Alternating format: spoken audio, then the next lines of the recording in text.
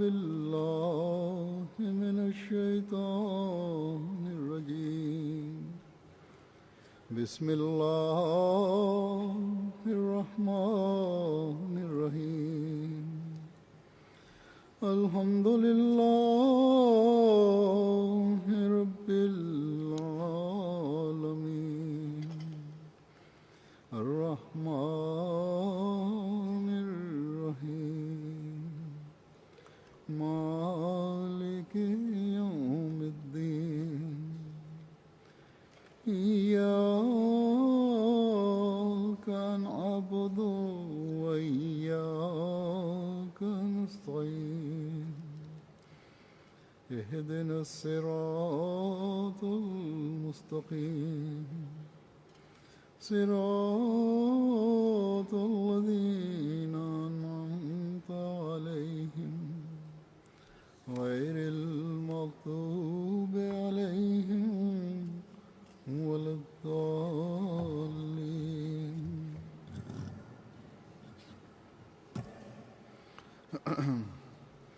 اعلموا أنما الحياة الدنيا لعب ولهو وزينة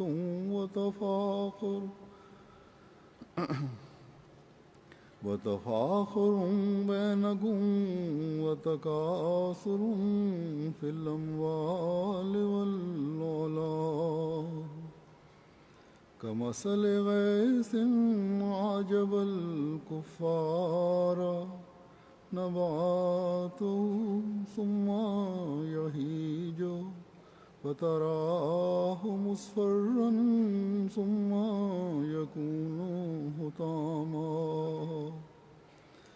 وفي الآخرة عذاب شديد ومغفرة من الله ورضوان وما الحياة الدنيا إلا متاع الغرور سابقوا إلى مغفرة من ربكم وجنة أرضها كأرض السماء والأرض أعدت للذين آمنوا بالله ورسوله ذلك فضل الله يؤتيه من يشاء واللہ ذو الفضل العظیم۔ اللہ تعالیٰ فرماتا ہے ان آیات میں کہ جان لو کہ دنیا کی زندگی محض کھیل کود اور نفس کی خواہشات کو پورا کرنے کا ایسا ذریعہ ہے جو اعلیٰ مقصد سے غافل کر دے، اور سج دھج اور باہم ایک دوسرے پر فخر کرنا ہے، اور اموال اور اولاد میں ایک دوسرے سے بڑھنے کی کوشش کرنا ہے۔ یہ زندگی اس بارش کی مثال کی طرح ہے جس کی رویدگی کفار کے دلوں کو لبھاتی ہے، پس وہ تیزی سے بڑھتی ہے، پھر تو اسے زرد ہوتا ہوا دیکھتا ہے، پھر وہ ریزہ ریزہ ہو جاتی ہے، اور آخرت میں سخت عذاب مقدر ہے، نیز اللہ کی طرف سے مغفرت اور رضوان بھی، جبکہ دنیا کی زندگی تو محض دھوکے کا ایک عارضی سامان ہے۔ اپنے رب کی مغفرت کی طرف ایک دوسرے سے آگے بڑھو، اور اس جنت کی طرف بھی جس کی وسعت آسمان اور زمین کی وسعت کی طرح ہے، جو ان لوگوں کے لیے تیار کی گئی ہے جو اللہ اور اس کے رسولوں پر ایمان لاتے ہیں۔ یہ اللہ کا فضل ہے، وہ اس کو جسے چاہے دیتا ہے، اور اللہ عظیم فضل والا ہے۔ یہ آیات جن کی میں نے تلاوت کی ہے، یہ وہی آیات ہیں جو اس اجلاس کے شروع میں بھی آپ کے سامنے تلاوت کی گئیں۔ ان آیات میں مومنین اور غیر مومنین کی بعض خصوصیات کا ذکر کیا گیا ہے، یعنی دنیا داروں کی بعض خصوصیات کا ذکر کیا گیا ہے۔ براہ راست یہ ذکر کیا، لیکن پہلی آیت جو میں نے تلاوت کی اس کے آخر میں جو نتیجہ نکالا گیا ہے اس سے صاف پتہ چلتا ہے کہ صرف دنیا کے حصول کے لیے ان باتوں کو اپنانے سے بچ کر انسان خدا تعالیٰ کی رضا اور مغفرت حاصل کرنے والا بن سکتا ہے. یعنی یا دوسرے لفظوں میں یہ کہہ لیں کہ یہی باتیں دنیا دار کو خدا تعالیٰ سے دور لے جاتی ہیں اور یہی باتیں ایک مومن کو خدا تعالیٰ کا قرب بھی دلا سکتی ہیں. اور اس زمانے میں جو حضرت مسیح موعود علیہ الصلوۃ والسلام کا زمانہ ہے ان باتوں کی اہمیت مزید بڑھ جاتی ہے، کیونکہ یہی زمانہ ہے جس میں دنیا داری کی چمک دمک اپنی انتہا کو پہنچی ہوئی ہے اور انسان اس کی طرف اس طرح دوڑ رہا ہے کہ خدا تعالیٰ کے وجود سے ہی غافل ہو رہا ہے. بلکہ مسلمان کہلانے والے بھی دین کو چھوڑ کر دنیا کی طرف راغب ہو رہے ہیں کہ اپنے مقصد پیدائش کو بھی بھولتے چلے جا رہے ہیں. سورہ جمعہ میں بھی جس میں مسیح موعود کی آمد کا ذکر ہے اس کے آخر میں مسلمانوں کو یہی توجہ دلائی گئی ہے کہ تم بھی دنیا داری کی طرف جاتے ہوئے اپنے فرائض کو بھول رہے ہو، اپنی عبادتوں کو چھوڑ رہے ہو، حالانکہ اس کھیل کود اور دنیا داری سے بڑھ کر فائدے اور رزق اللہ تعالیٰ کے ہاں موجود ہیں جن کو تم حاصل کر سکتے ہو. پھر دوسری جگہ اللہ تعالیٰ نے یہ بھی فرمایا ہے کہ تم تقویٰ کو چھوڑ کر دنیا داری کے پیچھے چل پڑے ہو، تمہاری عقلیں ہی ماری گئی ہیں. بس یقیناً دنیا داروں کی عقلیں ماری جاتی ہیں تو وہ تقویٰ سے دور ہٹتے ہیں اور دنیا کی جاہ و حشمت اور چکا چون انہیں سب سے بڑی اٹریکشن یا دلچسپی اور فائدے کی چیز نظر آتی ہے. بس ایسے لوگ مومن کبھی نہیں ہو سکتے. اب ان آیات کے حوالے سے میں مختصراً ان باتوں کا ذکر کرتا ہوں جو اللہ تعالیٰ نے دنیا دار کی نشانیاں بتائی ہیں. اللہ تعالیٰ فرماتا ہے کہ سن لو اور غور سے سن لو کہ یہ زندگی جو تم دنیا میں گزار رہے ہو اگر تمہیں اعلیٰ مقاصد سے غافل کر رہی ہے تو صرف لعب و لہو ہے، یعنی کھیل کود ہے. لعب کھیل کود کرنے والے کو بھی کہتے ہیں اور ہنسی ٹھٹھا کرنے والے کو بھی کہتے ہیں، اور لہو بھی تقریباً یہی معنی دیتا ہے، لیکن زیادہ عموم ہے اس کے معنوں میں، زیادہ وسیع معنی ہو جاتے ہیں. بعض کھیل کود تو فائدہ مند بھی ہوتے ہیں اگر حد اعتدال کے اندر رہ کر کھیلے جائیں، اللہ تعالیٰ کی یاد سے غافل کرنے والے نہ ہوں، ہر وقت صرف کھیل کود کی طرف ہی دھیان نہ ہو. لیکن یہ ایسا کھیل کود ہے جس کا کوئی فائدہ نہیں ہے، بالکل ہی لغو اور بیہودہ کام ہے جو انسان کو بالکل با مقصد زندگی سے دور کر دیتے ہیں. اور پھر اتنا دور انسان چلا جاتا ہے کہ اس پر دوام اختیار کر کے اس پہ مستقل اسی پر چلتے ہوئے اپنے مقصد حیات کو بھول جاتا ہے. خدا تعالیٰ کی طرف واپسی کے سارے راستے بند کر لیتا ہے انسان خود اپنے آپ پر. آج آپ دیکھ لیں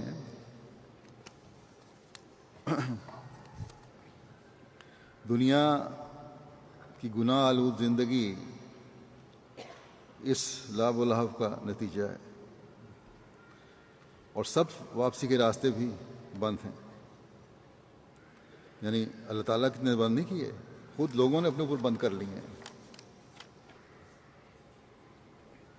مثلا جوا ہے تو اس کے کھیلنے کے لیے بھی نئے سے نئے طریقے ایجاد ہوئے ہیں۔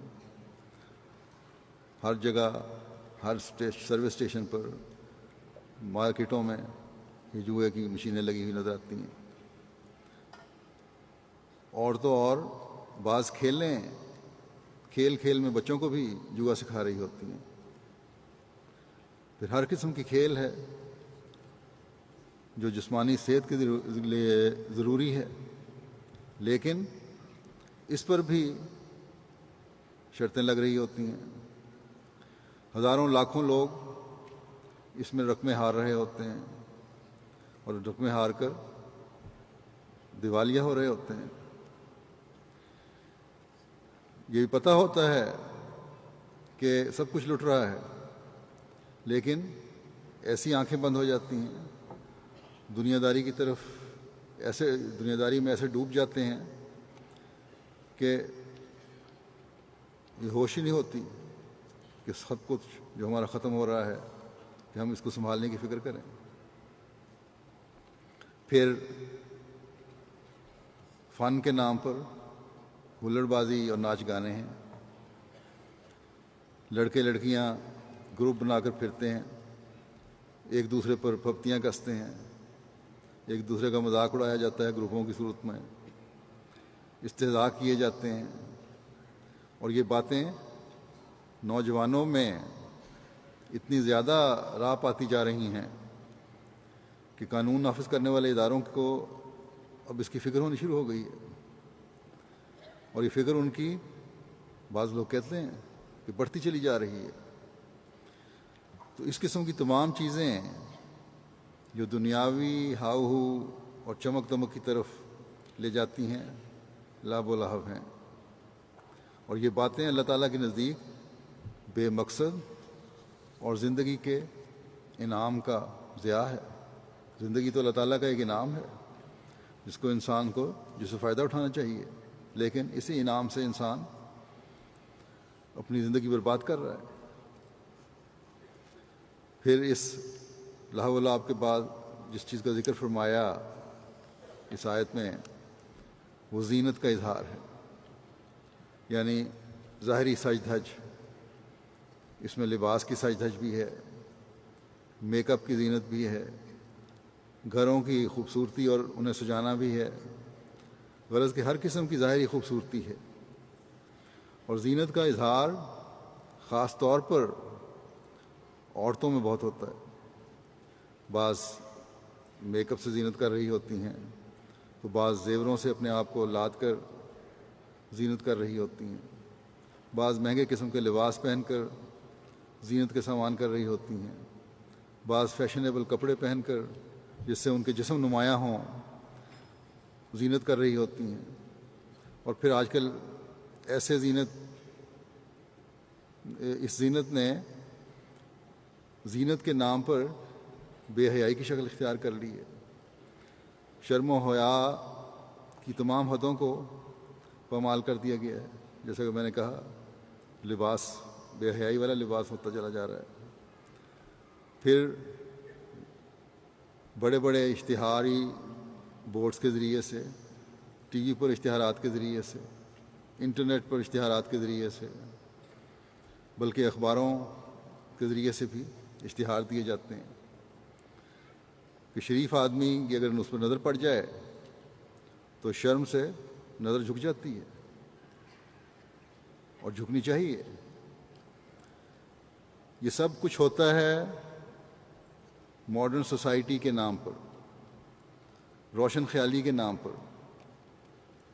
بہرحال یہ جیسا کہ میں نے کہا، یہ زینت اب بے حیائی بن چکی ہے، یعنی زینت کے نام پر بے حیائی کی اشتہار بازی ہے۔ پھر اللہ تعالیٰ فرماتا ہے کہ دنیا دار کی ایک بہت بڑی بیماری فخر کرنا ہے. کہیں دولت پر فخر ہے، کہیں خاندان پر فخر ہے، کہیں اچھی کار پاس ہونے پر فخر ہے، نئے ماڈل کی کار لے لی میں نے یا مہنگی قسم کی کار لے لی، کہیں گھر بڑا ہونے پر فخر ہے، حتیٰ کہ جیسا کہ میں نے کہا بعض کو اپنے فیشنیبل ہونے پر بھی فخر ہے. اور اس حد تک فیشنیبل ہونے کہ فیشن کے نام پر برائے نام لباس اور حیا کے مٹ جانے پر ہی فخر ہے. اس میں مرد اور عورت سب شامل ہیں. مرد یہ کہتے ہیں کہ ہماری بیوی فیشنیبل ہونی چاہیے، چاہے حیا نظر آئے یا نہ نظر آئے. پھر دنیا دار کے متعلق اللہ تعالیٰ فرماتا ہے کہ وہ نیکی میں آگے بڑھنے کی دوڑ میں شامل ہونے کی فکر نہیں کرتے دنیا دار، بلکہ دنیا دار کو فکر ہوتی ہے تو یہ کہ میں اولاد میں آگے بڑھ جاؤں، میرے بیٹے فلاں رشتہ دار سے زیادہ ہیں. اولاد کی نیکی کی فکر نہیں ہوتی بلکہ لڑکے ہونے کی فکر ہوتی ہے. اگر لڑکیاں ہوں اور ماں باپ تو پھر ماں باپ دونوں کو پریشانی ہو رہی ہوتی ہے. اس بات پر فخر ہوتا ہے کہ ہمارا بیٹا ہے، ہمارے کاروبار کو آگے چلائے گا، ہمارے بزنس کو پتہ نہیں کہاں سے کہاں تک لے جائے گا. یہ خواہشات ہوتی ہیں ان کی. ہماری نسل اس سے چلے گی. یہ نہیں جانتے کہ یہ بیٹا اس قابل بھی ہوگا کہ کاروبار آگے لے جا سکے گا یا کاروبار لٹانے والا ہوگا. یہ نہیں جانتے کہ بیٹے سے نسل چل بھی سکے گی یا نہیں. یہ بھی نہیں جانتے کہ بیٹا خاندان کی نیک نامی کا باعث ہوگا یا نہیں. بہرحال یہ سب دنیا داروں کی خواہشات ہیں جن میں عورتیں بھی شامل ہیں اور مرد بھی شامل ہیں. اللہ تعالیٰ فرماتا ہے ان دنیاوی خواہشات کا انجام اس فصل کی طرح ہے جو تیزی سے بڑھتی ہے، اس کو دیکھ کر انسان بہت خوش ہوتا ہے اور کہتا ہے کہ میں اس سے یہ فائدہ اٹھاؤں گا اور وہ فائدہ اٹھاؤں گا. لیکن ہوتا کیا ہے، ایک دن ایسی جلا دینے والی تباہ کرنے والی ہوا اس پر چلتی ہے جو اس کو چورا چورا کر کے ضائع کر دیتی ہے.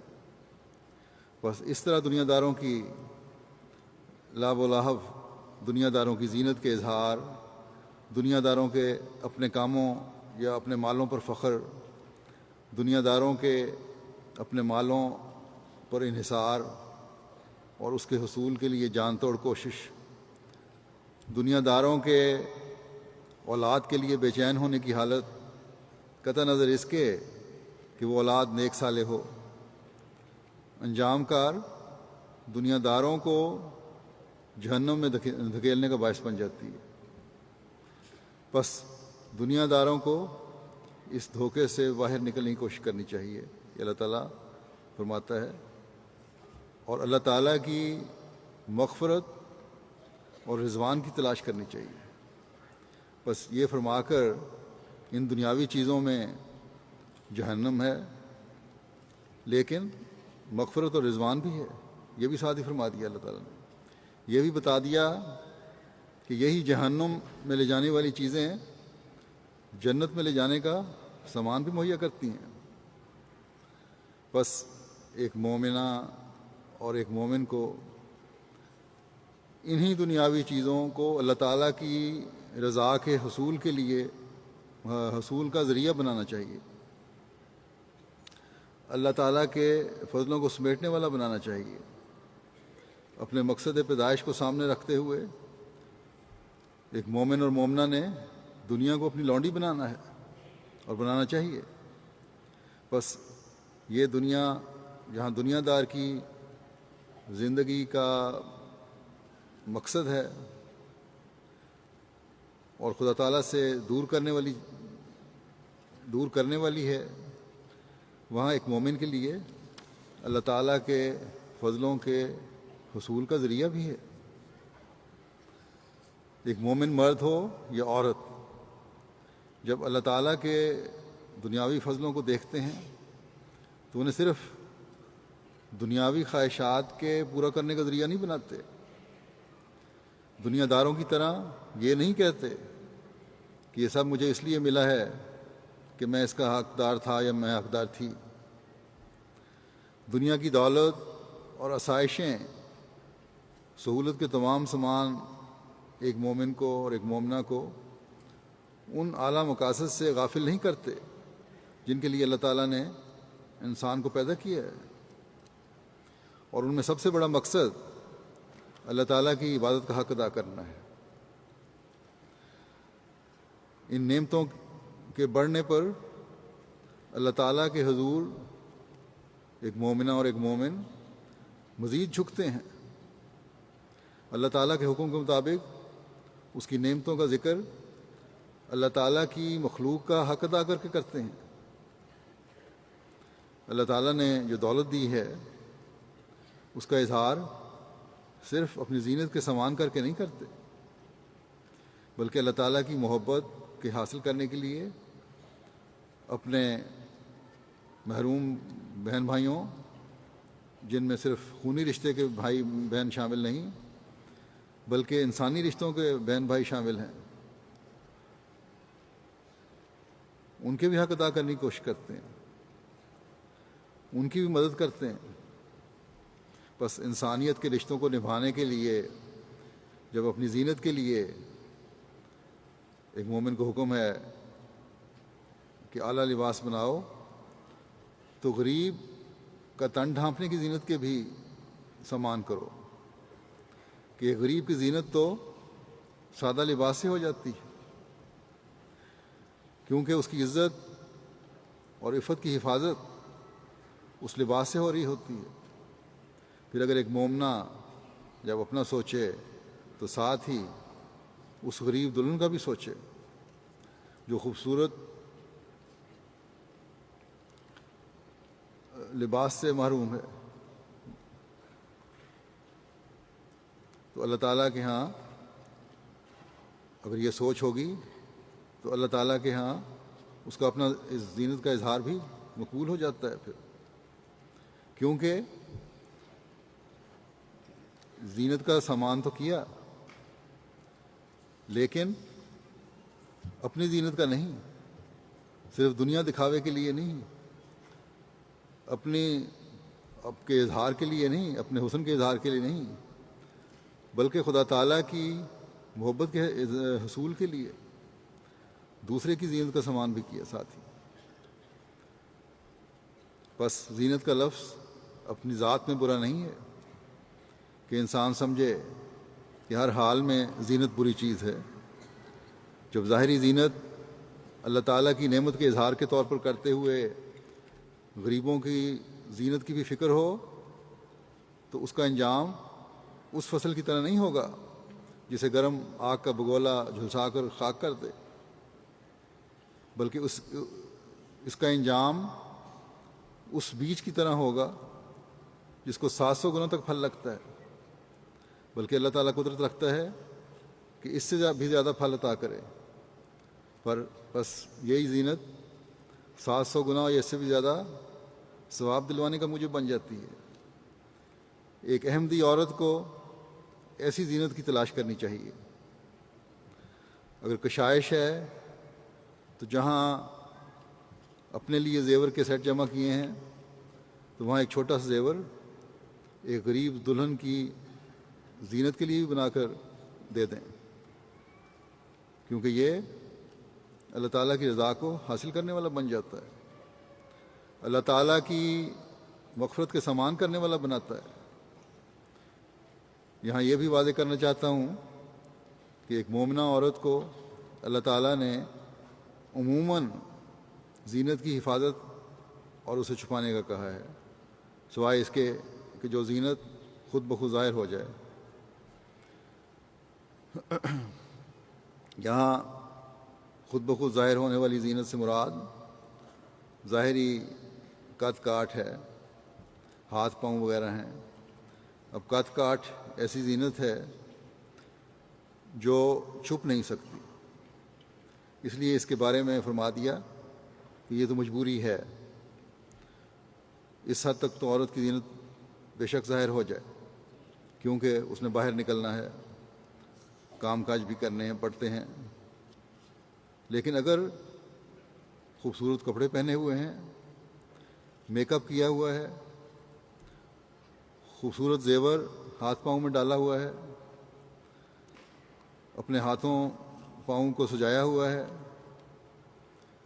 بالوں کی خوبصورتی سے بنایا ہوا ہے، تو یہ سب حیا کے دائرے میں رہتے ہوئے محرم رشتوں کے لیے کے سامنے تو جائز ہے، لیکن ہر ایک کے سامنے اس کا اظہار جائز نہیں ہے۔ یہاں یہ بھی واضح کر دوں کہ لباس کے معاملے میں بھی محرم رشتوں کے سامنے بھی حیادار لباس ضروری ہے۔ بعض لوگ کہتے ہیں ہم گھروں میں جین کے اوپر چھوٹی ٹی شرٹ پہن لیتے ہیں، اس کا ایسا لباس باپ بھائی وغیرہ کے سامنے بھی جائز نہیں۔ صرف اگر گھر میں خاوند ہے تو اور بات ہے، لیکن اگر دوسرے رشتہ دار آ رہے ہیں، چاہے وہ گھر میں پہنا ہوا لباس ہو، وہ بھی صحیح نہیں ہوتا۔ حیادار لباس بہرحال گھر میں بھی ہونا چاہیے۔ بس جب زینت کے ایسے سامان کرو، یعنی زیور پہنے ہوں، اظہار کیے ہوں، تو پھر اسے چھپانے کا حکم ہے۔ اس حالت میں اللہ تعالیٰ کے نزدیک تمہاری زینت پردے میں ہے۔ اللہ تعالیٰ نے فرمایا کہ تمہاری زینت اب پردے میں ہے، پردہ کرو گی تو یہ تمہاری زینت کا اظہار ہے، جس کو اللہ تعالیٰ پسند فرماتا ہے۔ اگر یہ نہیں تو یہ ساری سج دھج زینت، میک اپ، بے پردگی تمہیں ایک وقت میں ایسی حالت میں کر دے گی جب تم ہاتھ ملو گی۔ تمہاری اس زینت کے اظہار کی وجہ سے وقتی طور پر تو شاید جو دنیا دار عورتیں ہوتی ہیں ان کو سوسائٹی میں، یعنی ایسی سوسائٹی میں جو دنیا داروں کی سوسائٹی ہے، پسندیدگی کی نگاہ سے دیکھا جائے، لیکن انجام کار ایسے لوگوں کا اللہ تعالیٰ بتاتا ہے جو دنیا دار ہوتے ہیں کہ بھوسے کی طرح ہوتا ہے، جو ضائع ہو جاتا ہے، بلکہ اگلی نسلیں بھی ضائع ہونے کا امکان پیدا ہو جاتا ہے۔ مجھے کسی نے بتایا کہ ایک خاتون یہاں سے کینیڈا گئیں تو وہاں ایک ایسی خاتون سے ان کا سامنا ہو گیا جنہوں نے دنیا کی خاطر اپنا پردہ اتار دیا تھا۔ جب باہر ایک طبقہ جب آتا ہے پاکستان سے، ان میں ایسے بھی لوگ ہیں جو سب سے پہلے پردہ اتارنے کی کوشش کرتے ہیں، حالانکہ وہاں انہوں نے بڑے اچھے پردے کیے ہوتے ہیں۔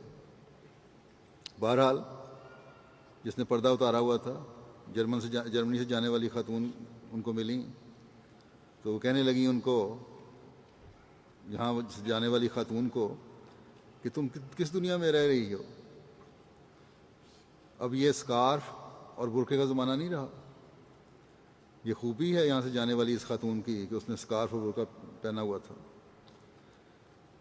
کینیڈا میں عموماً احمدی عورتیں حیادار ہیں، لباس کا خیال بھی رکھتی ہیں، لیکن بعض ایسی بھی ہیں جو احمدی معاشرے کو خراب کرنے کے درپے ہیں، اور اگر اپنی ذات کی حد تک خراب کر رہی ہیں، جو یہاں بھی شاید ہوں اور دوسرے ملکوں میں بھی ہوتی ہیں، تو کوئی حرج نہیں۔ لیکن اگر ایک مہم کی صورت میں دوسروں کو بھی خراب کر رہی ہیں تو ان سے بہرحال ہر عقل مند عورت کو بچنا چاہیے۔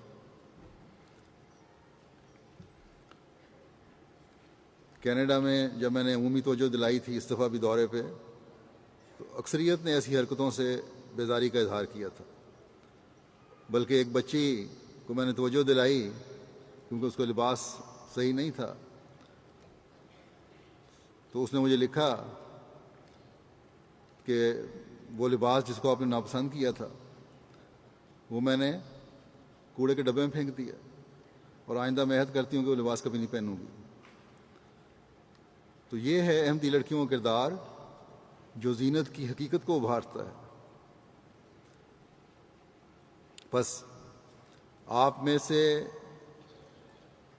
بھی وہ جو ایسے لوگوں سے متاثر ہوتی ہیں جن کو اللہ تعالیٰ کے حکم کے مطابق اپنی زینت کی فکر کی حفاظت نہیں، زینت کی حفاظت کی فکر نہیں، یاد رکھیں کہ ایسے لوگوں سے متاثر ہونے کی ضرورت نہیں ہے۔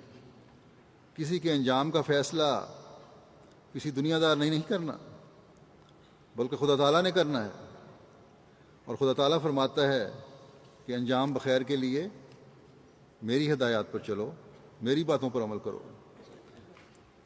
میری ہدایت کے مطابق زینت کا اظہار اور اس کو چھپانا جنت میں لے جانے والا بنائے گا، اور میری ہدایت کے خلاف زینت کا اظہار عذاب کا مورد بنائے گا۔ پھر جہاں اللہ تعالیٰ نے وہاں ایک دوسرے پر فخر، چاہے وہ دماغی صلاحیتوں اور تعلیمی قابلیتوں پر ہو، چاہے اپنی خوبصورتی اور زینتوں کی وجہ سے ہو، چاہے وہ اولاد اور مال کے ذریعے سے ہو، چاہے جسمانی طاقت کے لحاظ سے ہو، ہر ایک پر فخر کو ناپسند فرمایا ہے، ہر ایک فخر کو ناپسند فرمایا ہے، اور ایسے فخر پر برے انجام سے ڈرایا ہے۔ لیکن جب خدا تعالیٰ کی خاطر فخر ہو تو یہ فخر جنت کے دروازے کھول دیتا ہے۔ اگر آپ دنیا دار کے سامنے یہ کہتی ہیں کہ میں اپنے آپ کو خدا تعالیٰ کی تعلیم کے مطابق ڈھالنے کی کوشش کرتی ہوں اور دنیا کی باتیں اور ہنسی ٹھٹھا مجھ پر کوئی اثر نہیں کرتے اور مجھے اس بات پر فخر ہے، تو یہ فخر اللہ تعالیٰ کی رضا کا حامل بنانے والا ہے، کیونکہ یہ فخر تکبر پیدا نہیں کرتا بلکہ عاجزی پیدا کرتا ہے، اور یہ ہو نہیں سکتا کہ اللہ تعالیٰ کی خاطر کیے جانے والا فعل کسی ایسے انجام کی طرف لے جانے والا ہو جس سے تباہی مقدر ہو۔ بس یہ وہ مقام ہے جو ہر احمدی عورت اور مرد کو حاصل کرنے کی کوشش کرنی چاہیے۔ یہاں میں یہ بھی کہوں گا کہ زینت کے اظہار اور پردوں کے چھڑوانے میں مردوں کا بھی ہاتھ ہے۔ جب وہ اپنی بیویوں کو معاشرے سے متاثر ہو کر برقع اور نقاب اتارنے کا کہتے ہیں، یہاں جرمنی میں بھی ہیں بعض اور دوسرے ملکوں میں بھی ہیں بہت سے، لیکن بعض ملکوں میں عورتیں مردوں کی شکایت مجھ تک پہنچا بھی دیتی ہیں کہ اس طرح ہمارے مرد ہمیں مجبور کرتے ہیں۔ بس ایسے مردوں کو بھی اپنی حالتوں کو بدلنے کی ضرورت ہے، اور عورتوں کو بھی ایسے مردوں کی باتیں ماننے سے انکار کر دینا چاہیے جو شریعت میں دخل اندازی کے موجب بنتے ہیں۔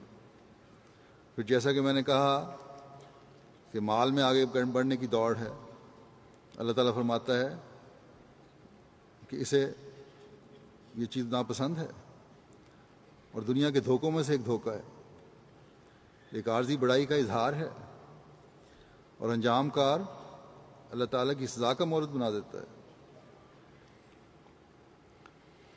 کوئی کہہ سکتا ہے کہ مال اگر ایسی ہی بری چیز ہے تو پھر اللہ تعالیٰ کی نعمتوں کا اظہار کس طرح ہو؟ اس بارے میں پہلے بھی میں کچھ کہہ آیا ہوں، بہت ساری نعمتیں مال سے وابستہ ہیں، تو واضح ہو کہ اللہ تعالیٰ نے مال کمانے سے منع نہیں فرمایا۔ بعض صحابہ کروڑوں کے مالک تھے، بڑی بڑی وادیاں ان کے جانوروں اور ریوڑوں سے بھری ہوئی تھیں، بے شمار ہزاروں لاکھوں کی تعداد میں بکریاں، بھیڑیں اور دوسرے جانور تھے۔ حضرت صلی اللہ علیہ وسلم نے بعض کو ان کے مال بڑھنے کی ایسی دعا بھی دی کہ وہ کہتے ہیں کہ اس دعا کے بعد میں مٹی کو بھی ہاتھ لگاتا تھا تو وہ سونا بن جاتی تھی۔ اس کا یہ مطلب نہیں ہے کہ واقعتاً مٹی سونا بن جاتی تھی، بلکہ اس دعا سے ہر کاروبار میں ایسی برکت پڑتی تھی کہ مال بے انتہا بڑھ جاتا تھا۔ لیکن اس مال کو انہوں نے دنیا کے عارضی فائدے کے لیے استعمال نہیں کیا، بلکہ اللہ تعالیٰ کی مغفرت اور رضوان کا ذریعہ بنایا ہے۔ آج بھی اللہ تعالیٰ کے فضل سے احمدی عورتیں اور مرد ہیں جو اپنے مال میں برکت اور بڑھنے کی دعا بھی کرواتے ہیں اور کوشش بھی کرتے ہیں، اس لیے نہیں کہ یہ مال کا بڑھنا ان کی کسی دنیاوی بڑائی کا موجب ہو، بلکہ اس لیے کہ وہ جہاں جماعت کے لیے خرچ کریں، اس مال سے اللہ تعالیٰ کی خاطر قربانیوں میں خرچ کریں، مساجد بنانے میں خرچ کریں، خدمت خلق کے لیے خرچ کریں، اور اس سے اللہ تعالیٰ کی رضا حاصل کرنے کی کوشش کریں۔ یہ ہوتی ہے ان کی نیت، یعنی اپنا مال بڑھانے کی دوڑ دنیا دکھاوے کے لیے نہیں ہوتی، بلکہ خدا تعالیٰ کی راہ میں دینے کے لیے ہے۔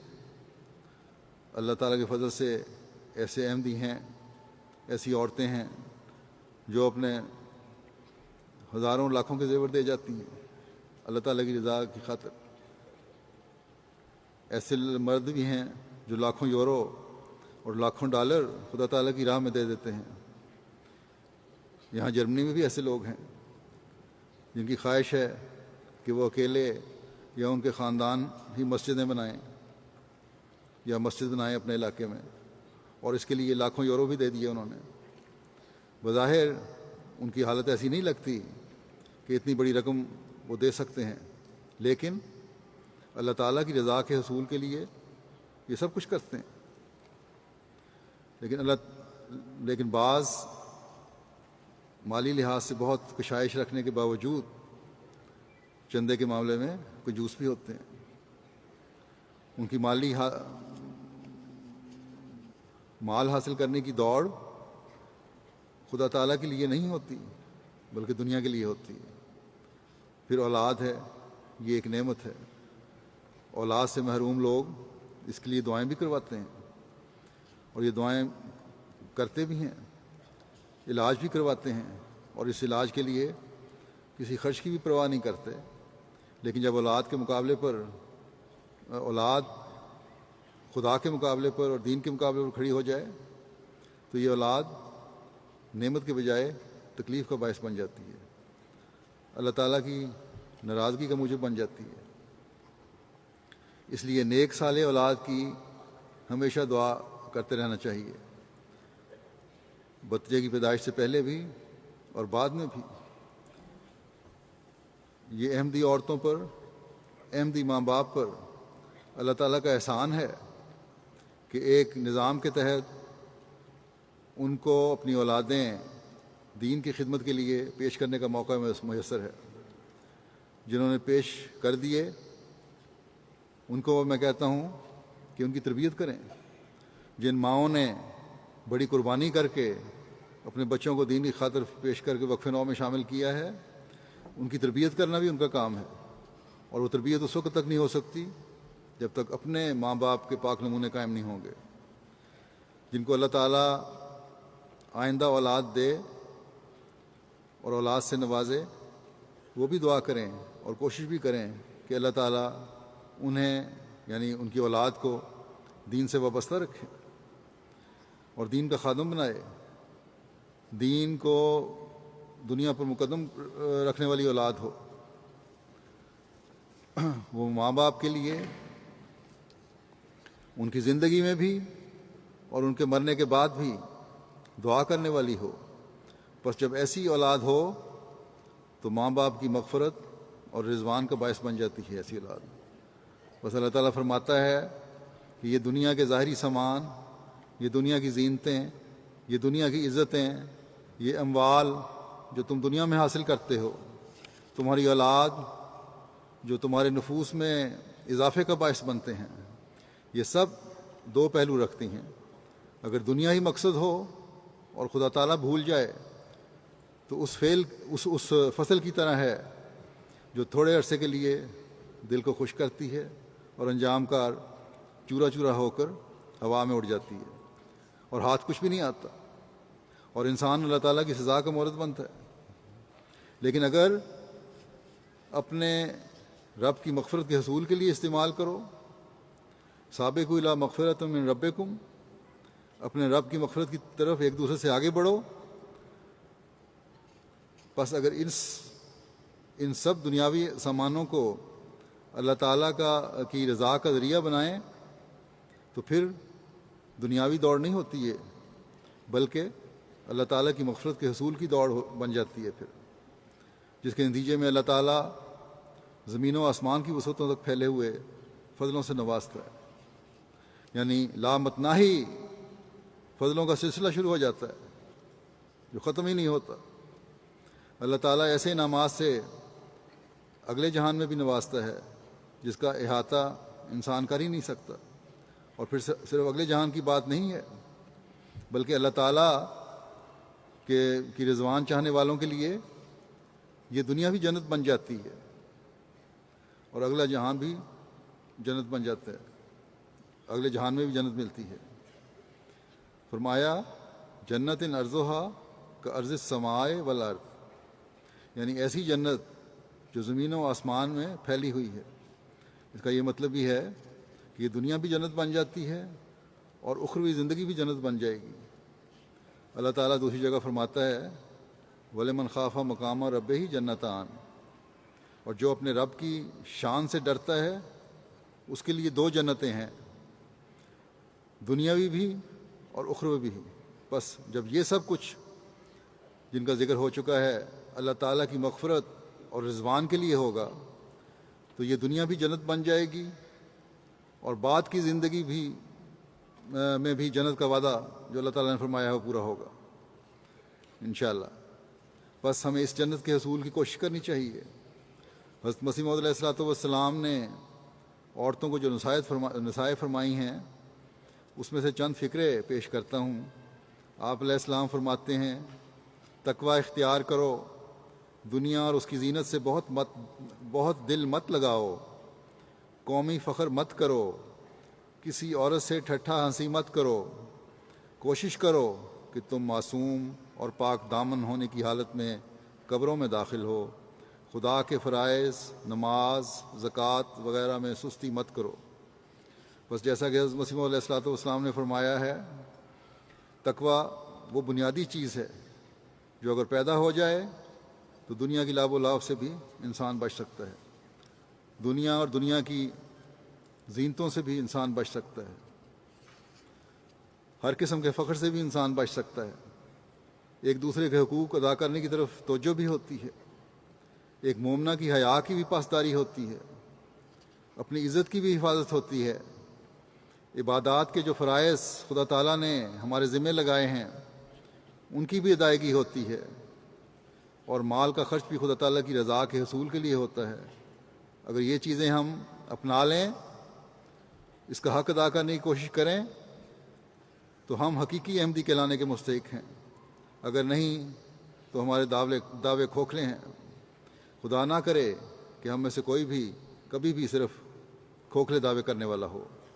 بس اے احمدی عورتوں اور بچیوں، اس زمانے میں حضرت مسیح موعود علیہ السلام کی بیعت میں آ کر اپنے آپ کو تقوی پر قائم رکھنے کا عہد کرنے والیوں، اپنے آپ کو دنیا کی لہو و لعب سے دور رکھنے کا اعلان کرنے والیوں، اپنی زینت کی قرآن حکیم کے حکم کے مطابق حفاظت کا اعلان کرنے والیوں، اپنی عزت و ناموس کی حفاظت کرنے والیوں، اپنے مالوں کو دنیا کی لذات کے بجائے دین کے پھیلانے پر خرچ کرنے کا عہد کرنے والیوں، اپنی اولادوں کو دین کی خدمت کے لیے وقف کرنے کا عہد کرنے والیوں، اپنے جائزے لیں اور دیکھیں کہ کس حد تک آپ اللہ تعالیٰ کی ناراضگی سے بچتے ہوئے اپنی زندگی گزار رہی ہیں، کس حد تک اپنے آپ کو اس کی مغفرت اور رضوان کی چادر میں لپیٹ رہی ہیں، کس حد تک اپنے آپ کو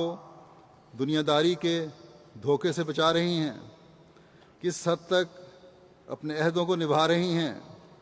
کس حد تک آپ اللہ تعالیٰ کی بے پایاں رحمتوں کی وسعتوں کی تلاش میں سرگرداں ہیں اور ایک حقیقی مومنہ بن کر اللہ تعالیٰ کے فضلوں کا وارث بن رہی ہیں؟ کس حد تک اپنے خاندوں کے گھروں کی نگران بن کر اپنی اولاد کو لہو و لعب کے خطرناک حملوں سے بچانے کی کوشش کر رہی ہیں؟ کس حد تک اپنے خاندوں کی دینی غیرت کے ابھارنے میں کوشش کر رہی ہیں تاکہ اللہ تعالیٰ کے فضلوں کو سمیٹتے ہوئے ہمیشہ اس کے فضل کی وارث بنتی چلی جائیں؟